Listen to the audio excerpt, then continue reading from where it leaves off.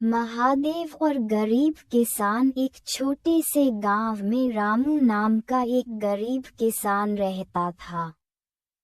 उसके पास थोड़ी सी जमीन थी, लेकिन वह हर दिन मेहनत करता और भगवान शिव का सच्चे मन से स्मरण करता था।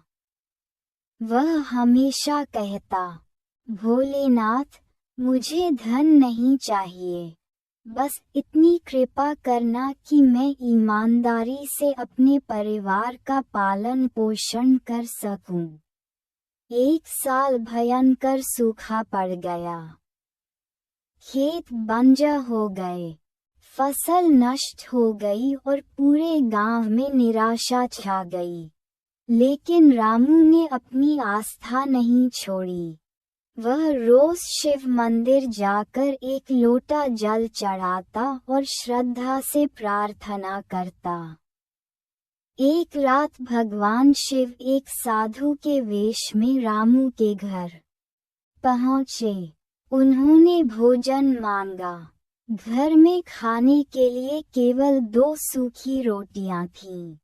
रामू और उसकी पत्नी ने बिना झिझक वे दोनों रोटियां साधु को खिला दी और स्वयं भूखे सो गए। साधु मुस्कुराए और बोले, तुमने अपनी भूख से पहले किसी और की भूख मिटाई है। यही सबसे बड़ा धर्म है। अगली सुबह जब रामू अपने खेत पहुंचा, तो उसने देखा कि सूखी धरती पर हल्की बारिश हो चुकी थी। कुछ ही दिनों में उसकी फसल लहलहाने लगी।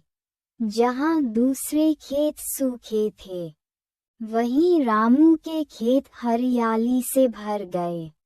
तभी आकाश से एक दिव्य प्रकाश प्रकट हुआ।